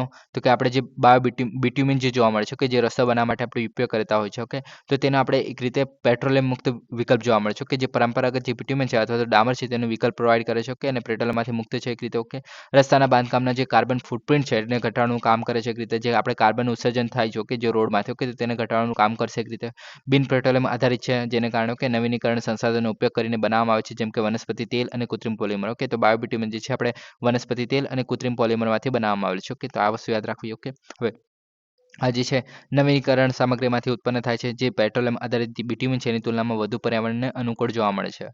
આગળ વાત કરીએ તો કે જે આની અંદર લો કાર્બન ફૂટપ્રિન્ટ, કેમ કે તેમની વૃદ્ધિ દરમિયાન જે કાર્બન ડાયોક્સાઇડ જે શોષી લેતું હોય છે, તો એને કારણે જે છે એ પાછળથી જે કોઈ પણ પ્રકારનું કાર્બન ડાયોક્સાઇડ જે છે વાતાવરણમાં ઉત્પન્ન નથી કરતું. ઓકે. પછી આ જે છે એક રીતે ઓછું ઝેરી છે, નિયમિત બિટ્યુમિન કરતાં જે છે ઓછી ભારે ધાતુ છે અને પ્રદૂષકો પણ ઓછા ધરાવે છે. ઓકે. તો આને કારણે જે છે મહત્વનું બને છે. ઓકે. પછી આ શેના માટે કામ કરી શકાય છે, તો કે રોડ પેવિંગ છે, રૂફિંગ થઈ ગયું, વોટરપ્રૂફિંગ થઈ ગયું, તો આ બધા માટે પણ આનો જે છે યુઝ કરી શકાય છે. પછી પરંપરાગત જે બિટ્યુમિનની વાત કરીએ તો એ જે છે ગાઢ હોય છે, અત્યંત ચીકણું હોય છે અને પેટ્રોલિયમ આધારિત હાઇડ્રોકાર્બન છે. તેના કારણે જે છે પાછળથી આપણે કાર્બન ડાયોક્સાઇડ જે છે હવામાં છૂટતો જોવા મળે છે. ઓકે. તેલની રેતી અને પીચ તળાવો જેવા કુદરતી થાપણોમાં જોવા મળે છે, અને ક્રૂડ તેલને જે નિસ્યંદનમાંથી અવશેષો તરીકે મેળવવામાં આવે છે, કે જે ડિસ્ટિલેશન ટાવર છે જેમાં સૌથી છેલ્લે મળતું હોય છે, જેને આપણે આ જે છે આપણે બિટ્યુમિન તરીકે પણ ઓળખવામાં આવે છે, જે રોડ બનાવવા માટે મોસ્ટલી યુઝ થતું હોય છે. ઓકે. તેને કારણે જે છે આપણે બાયોબિટ્યુમિન જે છે ઘણું મહત્વનું બને છે. ઓકે. હવે આપણે નેક્સ્ટ ટોપિક વિશે વાત કરીએ તો કાશ્મીરી પેપીયર માછે. તો લુપ્ત થયાના 343 વર્ષ પછી કાશ્મીરના કારીગરોએ ડોડોને પેરિયર માછે તે જે છે એને પાખો આપી છે. એક રીતે આ જે છે ડોડો જે છે એક પક્ષી જોવા મળતો હતો, કે તો તેના નામ એક રીતે શું કહે કે આપણે એક સુશણગારેલું જે છે એક રીતે વસ્તુ બનાવવામાં આવે છે, જેને ડોડો પેરિયર માછે તરીકે ઓળખવામાં આવે છે. ઓકે. તો એ તમે આમાં જોઈ શકો છો. તો આ ડોડો નામનું પક્ષી જે છે આવું કંઈ દેખાતું હતું અને એને શણગારીને અત્યારે આ વસ્તુ જોવા મળે છે. ઓકે. હવે આ જે છે કાશ્મીરની ખીણમાંથી ઉદ્ભવેલું છે એક રીતે. ઓકે. 14મી સદીમાં પર્શિયાના જે મુસ્લિમ સંત મીર સૈયદ અલી હમદા હતા. ઓકે. તો તેના દ્વારા રજૂ કરવામાં આવેલું જટિલ ડિઝાઇન અને કાગળના પલ્પનો ઉપયોગ કરવામાં આવે છે બનાવવા માટે. ઓકે. વિશેષતાઓની વાત કરીએ તો રંગબેરંગી જોવા મળે છે, સમૃદ્ધ રીતે શણગારેલી વસ્તુઓ જોવા મળે છે. ઓકે. પછી કાશ્મીરી પેરિયર માછે જે વિશેષતાઓની વાત કરીએ તો મુખ્યત્વે કાગળના પલ્પમાંથી બનાવવામાં આવે છે. કે વસ્તુઓ ઘરો વર્કશોપમાં મુખ્યત્વે શ્રીનગર અને જે કાશ્મીરની ખીણ છે એમાં અન્ય ભાગોમાં હાથથી બનાવવામાં આવે છે એક રીતે. ઓકે.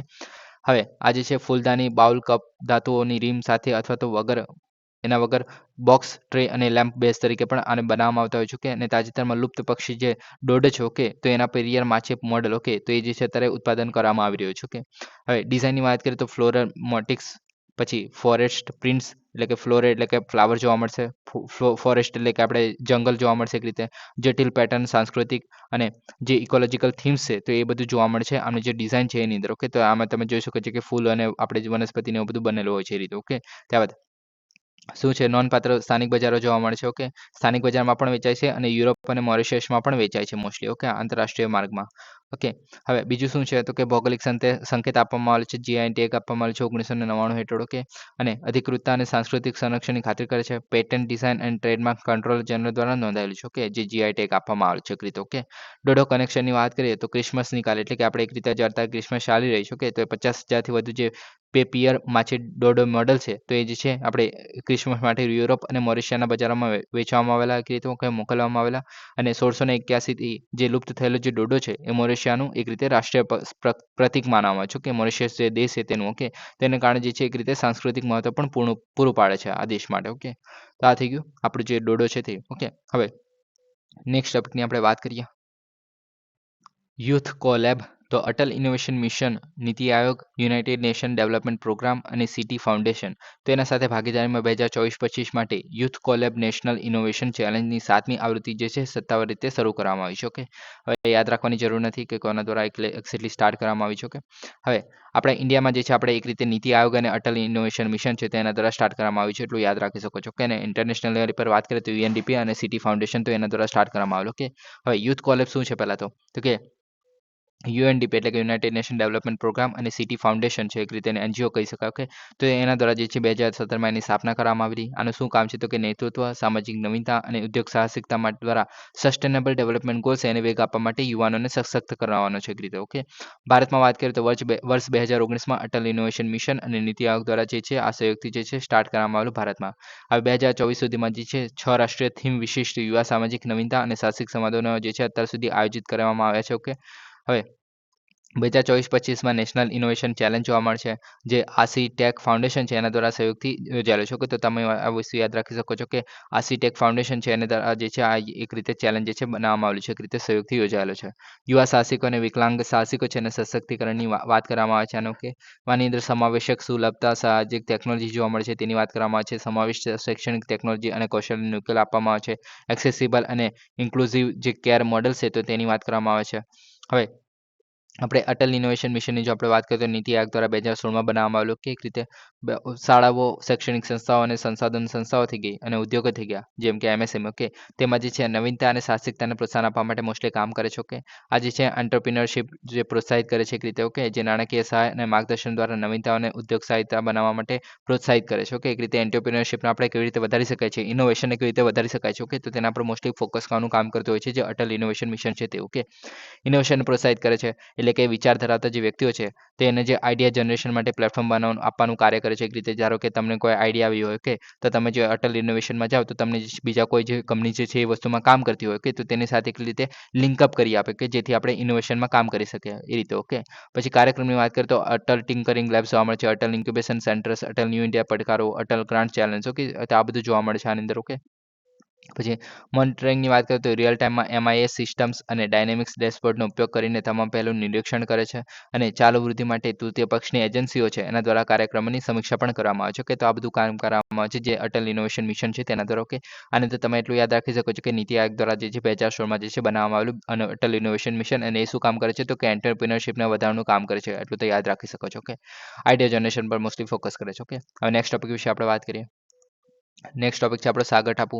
તો કે પશ્ચિમ બંગાળમાં આવેલી જે સાગર દ્વીપ છે જ્યાં દર જાન્યુઆરીમાં પ્રતિષ્ઠિત ગંગા સાગર મેળો ભરાય છે તો ત્યાં આબોહવા પરિવર્તનથી પ્રભાવિત થઈ રહ્યું છે. ઓકે, હવે સાગર ટાપુની વાત કરીએ તો ગંગા સાગર અથવા તો સાગરદ્વીપ તરીકે પણ ઓળખાય છે એક રીતે.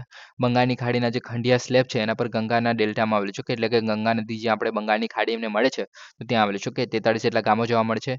સાગર અને મહીસા જે ટાપુઓ છે એ મુરીગંગા બટાલા જે નદી છે એના દ્વારા અલગ પડે છે.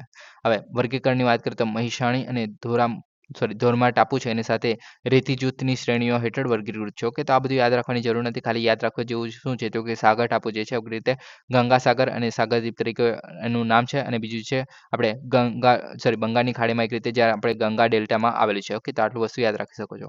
ઓકે, ધાર્મિક સ્થિતિની વાત કરીએ તો હિન્દુઓ માટે એક મહત્વપૂર્ણ ધાર્મિક સ્થળ છે. ઓકે, યાત્રાળુઓને સૂર્યના માનમાં જે છે મકર સંક્રાંતિની ઉજવણી અહીંયા કરે છે. ટાપુ પર એક લોકપ્રિય યાત્રાળુ આપણે કેન્દ્ર આવેલું છે, તેનું નામ છે કપિલ મુનિ મંદિર. ઓકે, હવે કપિલ મુનિ મંદિર વિશે આપણે જો વાત કરીએ તો એ જે છે કપિલા અથવા તો મહર્ષિ કપિલ તરીકે પણ ઓળખવામાં આવતા હતા. ઓકે, ભારતીય ફિલોસોફી જે સાંખ્ય દર્શન જે આપણે કહે છે, ઓકે, તો તેના મૂળ સમર્થક હતા. 6ઠ્ઠી કે 7મી સદીમાં થઈ ગયેલા. ઓકે, અને ભક્તિ યોગ તરીકે ઓળખાતી જે મુક્તિ છે એની પ્રક્રિયાને શીખવામાં તે જાણીતા છે. ઓકે, તો આ બધું થઈ ગયું આપણે કપિલ મુનિ વિશે. ઓકે, હવે આપણે નેક્સ્ટ ટોપિક વિશે વાત કરીએ. જટિલ ખનિજો. તો કે 2023માં ખાણ મંત્રાલયે ભારતના જે આર્થિક વિકાસ અને સુરક્ષા માટે મહત્વપૂર્ણ 30 મહત્વપૂર્ણ ખનિજો છે એની ઓળખ કરી છે, અને અહેવાલમાં જે છે 10 ખનિજો માટે સંપૂર્ણ આયાત જે નિર્ભરતા છે એ નોંધવામાં આવી છે, મોસ્ટલી જે ચીન પર છે તો એના પર જ આપણે મોસ્ટલી જે છે નિર્ભરતા નોંધવામાં આવેલી છે. ઓકે, હવે જટિલ ખનિજોની આપણે વાત કરીએ તેને આપણે ક્રિટિકલ મિનરલ્સ કહે છે. ઓકે, હવે ક્રિટિકલ મિનરલ્સ કોને કહેવામાં આવે છે? તો કે બે વસ્તુઓ જોવામાં આવે છે. એક રીતે ઇકોનોમિક ઇમ્પોર્ટન્સ એટલે કે જે છે ભારત માટે કેટલા મહત્વના છે, એક રીતે કોઈ પણ દેશ માટે કેટલા મહત્વના છે. ઓકે, અને બીજી છે સપ્લાય રિસ્ક એટલે કેટલા પ્રમાણમાં મળી આવે છે. ઓકે, તે બંને વસ્તુ જો હોય, જો આપણે ઇકોનોમિક ઇમ્પોર્ટન્સ વધારે હોય, ઓકે, અને જે આપણે સપ્લાય આપણે જો ઓછો હોય, ઓકે, તો તેને આપણે ક્રિટિકલ મિનરલ્સ તરીકે ગણવામાં આવે છે. ઓકે, એટલે કે આપણે જે જરૂરિયાત વધારે છે પણ આપણી પાસે અવેલેબિલિટી ઓછી છે. ઓકે, તેને આપણે ક્રિટિકલ મિનરલ્સ કહીશું સિમ્પલી. ઓકે, તો આ શું છે?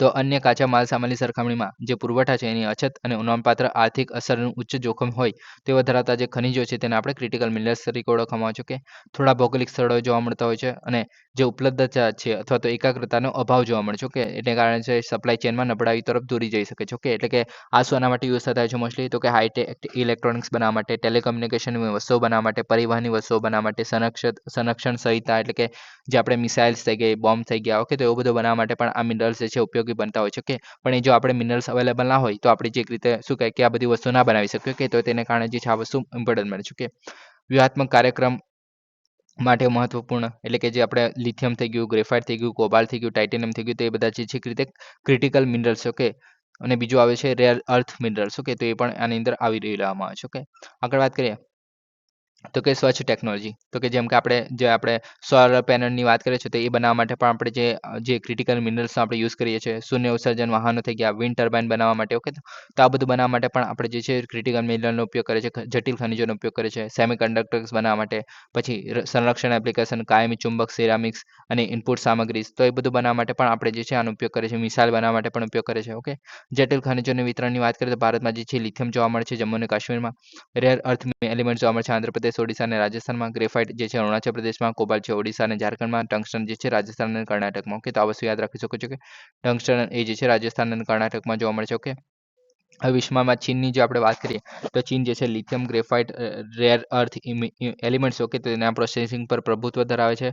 ઓલમોસ્ટ 87 જેટલા જે રેર અર્થ પ્રોસેસિંગ જે છે એ નિયંત્રિત કરે છે. ઓકે, આખા દુનિયાના. ઓકે, પછી ઓસ્ટ્રેલિયા જે છે લિથિયમ અને રેર અર્થ એલિમેન્ટ્સ છે, ઓકે, તેના મુખ્ય ઉત્પાદક ગણવામાં આવે છે. ઓકે, ત્યારબાદ ડેમોક્રેટિક રિપબ્લિક ઓફ કોંગો જે છે સૌથી મોટો કોબાલ્ટનો અનામત ધરાવે છે, વિશ્વનો 60% જેટલો. ઓકે, પછી યુએસએ જે છે નોંધપાત્ર રેર અર્થ એલિમેન્ટ છે એના માઇનિંગ પરંતુ રિફાઇનિંગ ક્ષમતાનો અભાવ ધરાવે છે. ઓકે, પછી દક્ષિણ અમેરિકા જે છે લિથિયમના ત્રિકોણ, જે આના વિશે આપણે ડિટેલમાં વાત પણ કરેલી. ઓકે, જે ચીલ, આર્જેન્ટિના અને બોલિવિયા છે, જે આપણે સાઉથ અમેરિકાની વાત કરતા હતા. ઓકે, તો ત્યાં જોવા મળે છે. ઓકે, પછી રિસોર્સ બેઝ અને રિઝર્વ્સ. ઓકે, તો ચીન પાસે જે છે રેર અર્થ એલિમેન્ટ છે એના અને લિથિયમ અને ગ્રેફાઇટ જેવા જે મહત્વપૂર્ણ ખનિજો છે એનું વિશાળ ભંડાર જોવા મળે છે. પછી પ્રોસેસિંગ ક્ષમતા તો 80% જેટલું રેર અર્થ જે મિનરલ્સ છે. ઓકે, 58% જેટલું લિથિયમ અને 68% જેટલું સિલિકોન જે છે પ્રોસેસિંગને નિયંત્રિત કરવાનું કામ કરે છે, જે વૈશ્વિક ચેન સપ્લાય પર પ્રભુત્વ ધરાવે છે ચીન. ઓકે, ત્યારબાદ વ્યૂહાત્મક રોકાણની વાત કરીએ તો જે સ્થાનિક અને વિદેશી ખાણકામમાં પ્રોજેક્ટ્સમાં ભારે રોકાણ દર્શાવવામાં આવે છે ચીન દ્વારા. પછી વર્ટિકલ ઇન્ટિગ્રેશન એટલે કે કાર્યક્ષમતા અને ખર્ચ અસરકારકતા સુનિશ્ચિત કરીને ખાણકામથી રિફાઇનિંગ સુધીની જે આપણે એન્ડ ટુ એન્ડ રહેવા શકીએ, એટલે કે ખાણકામ પણ કરી શકે છે અને આપણે એને રિફાઇન પણ કરી શકીએ છીએ. તો બંને કામ જે છે ચીન કરી શકે છે. જ્યારે ભારતની વાત કરીએ તો આપણે ખાણકામમાં પણ કાચા પડીએ છીએ, કેમ કે આપણે મિનરલ્સ એવું નથી કે જોવા નથી મળતા, જોવા તો મળે છે પણ આપણે રિફાઇન નથી કરી શકતા. ઓકે, એટલે કે એને પણ ખોદી પણ નથી શકતા અને આપણે રિફાઇન પણ નથી કરી શકતા, શુદ્ધ પણ નથી કરી શકતા. જેમ કે આપણે આગળ જોયું કે ભારતમાં આવી રીતના લિથિયમ થઈ ગયું, રેર અર્થ એલિમેન્ટ થઈ ગયા, ગ્રેફાઇટ થઈ ગયું, તો આ બધું વસ્તુ જોવા મળે છે પણ આપણે બહાર નથી કાઢી રહ્યા અત્યારે. ઓકે, તો આ બધું જોવા મળે છે. ઓકે, પછી આપણે જે 2020માં જે છે ચાઇના પાસે મંગાવેલા જેટલા અમુક જોવા મળે છે, જેમ કે આપણે લિથિયમની વાત કરીએ તો એ પણ ચાઇના પાસેથી આવે છે. ઓકે, પછી કોબાલ્ટ છે પહેલા નંબરે આપણે ચાઇના પાસેથી મંગાવે છે. નિકલ છે, પછી વેનેડિયમ છે, નેબેડિયમ છે. ઓકે, જર્મનીમાં આપણે ચાઇના પાસેથી આપણે 100% મંગાવે છે. પછી સ્ટ્રોમિનિયમ જે છે આપણે ચાઇના પાસેથી મંગાવે છે. ગ્રેફાઇટ છે એ પણ 100% આપણે 60% જેટલો આપણે જે ગ્રેફાઇટ છે એ જ ચાઇના પાસેથી મંગાવે છે. પછી સિલિકોન જે છે આપણે 1% કરતાં પણ ઓછું જે છે પણ ચાઇના પાસેથી મંગાવે છે. તો ઓલમોસ્ટ જે છે ચાઇના જે છે મોસ્ટલી આપણે એની પાસેથી મંગાવતા હોય છે, એને કારણે જે છે આ ન્યૂઝમાં હતું. ઓકે, હવે બીજું શું છે આગળ, તો કે જટિલ ખનિજોમાં છે ભારત માટે દ્વારા લેવામાં આવેલા પહેલ. ઓકે, તો ભારત દ્વારા શું કરવામાં આવેલું છે કે જે કાબિલ તરીકે એક રીતે પીએસયુ જોવા મળે છે, જે સપ્લાય ચેનના વૈવિધ્યકરણ માટે કામ કરે છે, જે વિદેશમાં ખનિજી અસ્કમતો છે એને સુરક્ષિત કરતું સંયુક્ત સાહસ છે. ઓકે, એટલે કે જે આપણે બહાર જે આપણા મતલબ ઇન્ડિયામાં તો નથી મળતા, માની લો કે ઇન્ડિયામાં આપણે જટિલ ખનિજો છે નથી મળતા, પણ આપણે જે આફ્રિકા જેવા દેશોમાં જો મળે છે, ઓકે, તો ત્યાં આપણે એક રીતે ખરીદી લઈશું એક રીતે, અને ત્યાં પછી આપણે સુરક્ષિત કરશું એક રીતે. ઓકે, એટલે કે ત્યાંથી આપણે બહાર કાઢવા માટે ટ્રાય કરશું. ઓકે, જે આપણે ઇન્ડિયામાં યુઝ કરી શકાય. પછી વ્યૂહાત્મક ભાગીદારો, તો મિનરલ્સ સિક્યોરિટી પાર્ટનરશિપ અને ક્રિટિકલ રો મટીરિયલ ના સભ્ય તરીકે પણ આપણે જોડાયેલા છે. ભારતીય ભૂશાસ્ત્રીય સર્વેક્ષણ અને CSIR જે છે, તો એના દ્વારા પણ સ્થાનિક સંશોધન અને રિસાયકલિંગ તકનીકોને પ્રોત્સાહન આપવામાં આવે છે. રિસાયકલિંગ જટિલ ખરીદોને કાઢવા પર ધ્યાન કેન્દ્રિત કરવામાં આવે છે, જેને આપણે પ્રોડક્ટિવ લિંક ઇન્સેન્ટિવ કહીએ છીએ. ઓકે, પછી રાષ્ટ્રીય વ્યૂહરચનાઓ જોવા મળે છે, જેથી આપણે ક્રિટિકલ મિનરલ્સ છે તેનો આપણે સેન્ટર ઓફ એક્સેલન્સ બનાવી શકીએ કે નીતિઓ અને વ્યૂહરચનાને સુવ્યવસ્થિત કરીને. તો આ બધું જોવા મળે છે આપણા ઇન્ડિયામાં. ઓકે, પછી વીણા ત્વચીની સમિતિની એક ભલામણો પણ જોવા મળે છે આના માટે. ઓકે, તે જે છે ટેકનોલોજીના ગાબડાઓ જોવા મળે છે, તેની અંદર આપણે સ્થાનિક ક્ષમતાને વધારવા માટે જટિલ ખનિજો માટે એક શ્રેષ્ઠ કેન્દ્રની સ્થાપના કરવાની વાત કરવામાં આવે છે. પછી ભારતની વિકાસની જરૂરિયાતો માટે સમયાંતરે નિર્ણાયક ખનિજોની યાદી અપડેટ કરવી જોઈએ, જેવી રીતના આપણે અત્યારે વાત કરી કે 30 જેટલા અત્યારે જે ખનિજો છે એડ કરવામાં આવે છે ક્રિટિકલ મિનરલ્સની યાદીમાં. પછી વર્જિત મિનરલ ડિપેન્ડન્સી આપણે ઘટાડવી જોઈએ. ઓકે, એટલે કે આપણે જે શું કહે કે મિનરલ ડિપેન્ડન્સી જોવા મળે છે બીજા બધા દેશો પર. ઓકે, તો તે આપણે ઘટાડવી જોઈએ અને એની જગ્યાએ આપણે રિસાયકલિંગ પર ધ્યાન તો કરવું જોઈએ. પરિપત્ર અર્થવ્યવસ્થાને પ્રોત્સાહન આપવું જોઈએ. પછી ખનિજ સંશોધન અને પ્રક્રિયામાં ખાનગી રોકાણ આકર્ષવા માટે નીતિ વિકસાવવી જોઈએ. પછી અદ્યતન તકનીકો શેર કરવા માટે આંતરરાષ્ટ્રીય સહયોગને મજબૂત કરવું જોઈએ. તો આ બધું કરવામાં આવે છે, જે આપણે તો ભલામણો આપવામાં આવી છે, જે આપણી વીણા ત્વચીની સમિતિ છે એના દ્વારા. ઓકે, હવે આપણે નેક્સ્ટ ટોપિક વિશે વાત કરીએ. 1924 બેલગામ સત્ર.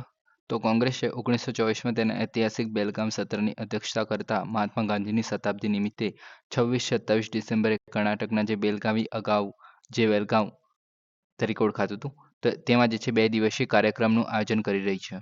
હવે આ કાર્યક્રમ જે છે કોંગ્રેસ વર્કિંગ કમિટી છે એનું વિસ્તૃત સત્ર અને એક રેલીનો સમાવેશ થાય છે.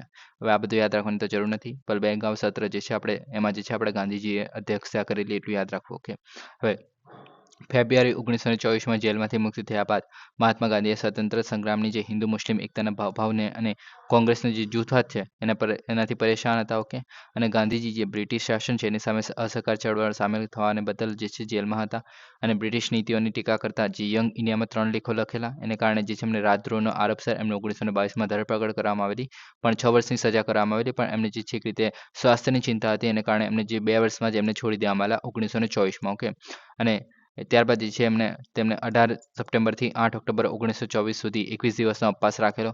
ઓકે, ત્યારબાદ એમને જવાહરલાલ નહેરુ, સરદાર વલ્લભભાઈ પટેલ, સરોજિની નાયડુ અને ખિલાફત ચળવળ છે એના નેતાઓ મોહમ્મદ જે અલી જોહર છે, તેમની જે શૌકત અલી સહિત જે કોંગ્રેસના ઘણા વરિષ્ઠ નેતાઓને હાજરી આપી હતી, જે આપણે આ બેલગામ સત્ર થયું હતું તેની અંદર. ઓકે, મહત્વનું યાદ કરીએ તો મહાત્મા ગાંધીએ અગાઉ જે બોમ્બે રાજ્યમાં 1924માં કોંગ્રેસ અધિવેશનમાં અધ્યક્ષતા કરી હતી, જ્યારે તેઓ કોંગ્રેસના પ્રમુખ પદે હતા. ઓકે, હવે આ સત્ર દરમિયાન ગાંધીજી જે છે અહિંસા, સાંપ્રદાયિક સૌહાર્દ અને સ્વરાજ જે સ્વશાસન પર તેમના વિચારો વ્યક્ત કરેલા, અને ડિસેમ્બર 1924થી એપ્રિલ 1925 સુધી જે છે એ કોંગ્રેસના અધ્યક્ષ તરીકે કાર્ય પણ કરેલું. ઓકે, તો આ ખાલી તમે યાદ રાખી શકો છો. ઓકે, હવે નેક્સ્ટ ટોપિક છે આપણો annual survey of the unincorporated sector enterprises. આ શું છે એક રીતે, તો તાજેતરમાં આંકડા અને કાર્યક્રમ અમલીકરણ મંત્રાલય જે મોસ્પી કહે છે. Okay, statistics and programme implementation. Okay, તો એ જે છે 2023-24 માટે અસંગઠિત જે ક્ષેત્રના સાહસો છે એના વાર્ષિક સર્વેનું પરિણામ જાહેર કર્યું છે. હવે આ જે સર્વે છે તેની અંદર ઉત્પાદન, વેપાર અને અન્ય જે સેવા છે એના ક્ષેત્રો અને બાંધકામ સિવાયની એની અંદર. ઓકે, અને અસંગઠિત જે બિન કૃષિ સંસ્થાઓ છે તો તેના આર્થિક અને ઓપરેશનલ લાક્ષણિકતાઓને માપવાનું કાર્ય કરે છે. હવે આની અંદર કયા કયા ડેટા, તો કે કામદારોની સંખ્યા કેટલી છે, ગ્રોસ વેલ્યુ એડેડ GVA જે આપણે કહીએ છીએ, ચૂકવવામાં આવેલી રકમ, માલિકીની અસ્કમતો, પછી બાકીની લોન, માલિકીનો પ્રકાર, કામગીરીની પ્રકૃતિ, નોંધણીની સ્થિતિ, માહિતી અને સંચાર ટેકનોલોજી કેવું છે, તો આ બધું જોવામાં આવશે. ઓકે. નીતિ નિર્માણ માટે મુખ્ય ઇનપુટ છે. ઓકે. જે નીતિ નિર્માણ એટલે કે આપણે જે સરકાર છે એના દ્વારા નીતિ નિર્માણ કરવામાં આવે, કોઈ પ્રોજેક્ટ લાવવો હોય એમના માટે, કોઈ સ્કીમ ચાલુ કરવી તો તેના માટે ઇમ્પોર્ટન્ટ છે. રાષ્ટ્રીય ખાતાના આંકડાઓને સમર્થન આપે છે. વિવિધ મંત્રાલયની જરૂરિયાતો પૂરી પડે છે. જેમ કે આપણે એમએસએમઈ છે, કાપડ છે, શ્રમ છે, રોજગાર છે, તો એના બધા ડેટા મળશે તો આગળ એની સ્કીમ કેવી રીતના લાગુ કરી શકવી તો તેના માટે એ મહત્વનું બને છે. માહિતી આધારિત નિર્ણયો લેવા માટે હિતધારકોને સત્તા આપે છે. પછી આની અંદર મુખ્ય વિશેષતાઓની વાત કરીએ તો કે અસંગઠિત જે બિન કૃષિ ક્ષેત્રમાં સંસ્થાઓ રોજગાર અને ઉત્પાદકતામાં નોંધપાત્ર વૃદ્ધિ દર્શાવે છે. પછી કુલ સંસ્થાઓની વાત કરીએ તો 2022-23માં જે છે 6.50 કરોડથી વધીને 2023-24માં જે છે 7.34 કરોડ થઈ ગઈ છે. એટલે કે 12.84% જે છે વૃદ્ધિ થઈ છે આપણા જે સંસ્થાઓ છે તેની અંદર. અન્ય સેવાની વાત કરીએ તો સેવા ક્ષેત્રમાં જે છે 23.55 વૃદ્ધિ જોવા મળી છે અને મેન્યુફેક્ચરિંગ સેક્ટર છે એમાં 13% વધારો થયો છે. ગ્રોસ વેલ્યુ એડેડ જે છે 16.52% જેટલો વધ્યો છે. અન્ય સેવામાં જે છે ક્ષેત્રમાં જે છે 26.17% વૃદ્ધિ થયો છે. પછી સ્ત્રીની માલિકીની સંસ્થા છે એમાં પણ વધારો થયો છે. પહેલા 22.9% જેટલી હતી, અત્યારે વધીને 26.2% જેટલી થઈ ગઈ છે. 2023-24માં ભાડે રાખેલા જે કામદારો છે એમના સરેરાશ વેતનમાં પણ વધારો થયો છે 13% જેટલો. પછી ઇન્ટરનેટનો ઉપયોગ કરતી જે સંસ્થા છે એમાં પણ વધારો થયો જોવા મળે છે 21.1%થી અત્યારે વધીને 26.7% જેટલી થઈ ગઈ છે. તો આટલા બધા જે અલગ અલગ વધારો જોવા મળે છે. ઓકે. ત્યારબાદ નેક્સ્ટ ટોપિક છે આપણે કિલાઉ જ્વાળામુખી. તો વિશ્વના સૌથી સક્રિય જ્વાળામુખીમાંનું એક છે. હવાઈનો કિલાઉ જે આપણે ફરીથી ફાટી નીકળ્યો છે એને કારણે. ઓકે. હવે કિલાઉ જ્વાળામુખીની વાત કરીએ તો હવાઈના મોટા ટાપુઓના દક્ષિણ ભાગમાં જોવા મળે છે. ઓકે. તો આ તમે જોઈ શકો છો આમાં જે કિલાઉ જે જ્વાળામુખી છે ત્યાં આવેલો છે. ઓકે. બાકીની જે મોના લોવા છે, હુઆલેલા છે, ઓકે, મોનાકુયા છે. ઓકે. તો આ બધા જે જ્વાળામુખીના જે પ્રકાર છે રીતે. ઓકે. આગળ વાત કરીએ, સોરી આની અંદર 3 જ છે. ઓકે. મોનાકિયા જે છે જ્વાળામુખી નથી. ઓકે. હવે પહેલા તો હવાઈ ક્યાં જોવા મળે છે? ઓકે. તો તમે જોઈ શકો છો આ હવાઈ એટલે નાના અમથા ડોટ્સ જોવા મળે છે. ઓકે. તો આ હવાઈ આઇલેન્ડ્સ છે. ઓકે. આ જે છે યુએસએના જ એક રીતે જોવામાં આવે છે એક રીતે. ઓકે. અહીંયા જે આપણે નોર્થ અમેરિકાથી કે પેસિફિક ઓશનમાં આવેલા છે. ઓકે. આપણે ગઈકાલે જ આપણે પનામા કેનાલ અહીંયા વાત કરી લો. ઓકે. ત્યારબાદ આગળ વાત કરીએ બીજું શું છે આની અંદર તો કે હવાઈ વોલ્કેનોસ જે નેશનલ પાર્ક અંદર આવેલું છે જે યુએસએનું છે એક રીતે. ઓકે. પછી પ્રકાર વાત કરીએ તો સૌથી નાનો અને સૌથી સક્રિય હવાઈયન શિલ્ડ જ્વાળામુખી છે. ઓકે. શિલ્ડ જ્વાળામુખી વિશે પણ આપણે વાત કરીશું. વારંવાર વિસ્ફોટ જોવા મળે છે આની અંદર. ઓકે. તેના શિખર કેલ્ડેરાના વેન્ટમાંથી બહાર નીકળે છે જે જ્વાળામુખી છે. તો કે કેલ્ડેરા તો બધાને ખબર જ હશે કે જે આપણે શિખર જોવા મળે છે. ઓકે. તો શિખરને જે આપણે શું કહે કે કેલ્ડેરા એટલે કે જે ઉપરનો જે વેન્ટવાળો ભાગ છે એ અમુક વાર તૂટી જાય છે. ઓકે. એના ભારને કારણે. ઓકે. જે જ્વાળામુખી નીકળતો હોય છે તો એમાં જે આપણને ઉપરનો ભાગ જે તૂટી જતો હોય છે. ઓકે. તો એ જે છે મોટો ભાગ બનાવી દે છે એક રીતે મોટું ઓપનિંગ બનાવી જાય છે. ઓકે. તો તેને આપણે કેલ્ડેરા તરીકે ઓળખીએ છીએ. ઓકે. પછી રિફ્ટ ઝોનમાં પણ ફાટી નીકળે છે એટલે કે આજુબાજુ જે ખીણો આવેલી છે ત્યાંથી પણ એ ફાટી નીકળે છે અમુક વાર. ઓકે. હવે હવાઈ ક્યાં આવેલું છે આપણે જોઈ લીધું. ઓકે. હવે આ જે છે કેન્દ્રીય ખાડો હોલેમોમાઉ હવાઈયન અગ્નિદેવ જે પહેલે છે એનું ઘર હોવાનું માનવામાં આવે છે. ઓકે. પછી ઐતિહાસિક પ્રવૃત્તિઓની વાત કરીએ તો 1924 સુધી લાવા તળાવ ધરાવતા હતા. પછી લગભગ સતત પ્રવૃત્તિ જે 19મી અને 20મી સદી દરમિયાન જે નોંધવામાં આવેલી 1952થી જે છે આપણે અત્યાર સુધી જે છે 34 વખત વિસ્ફોટ થયા છે આની અંદર. અને રિફ્ટ છે એની અંદર પણ 1993થી 2018 સુધી નજીકના જે સતત વિસ્ફોટો થતા રહ્યા હતા. ઓકે. બીજું શું છે તો કે ભારતમાં જ્વાળામુખીની વાત કરીએ તો બેરન આઇલેન્ડ જે છે અંદમાન નિકોબારમાં તે ત્યાં જોવા મળે છે.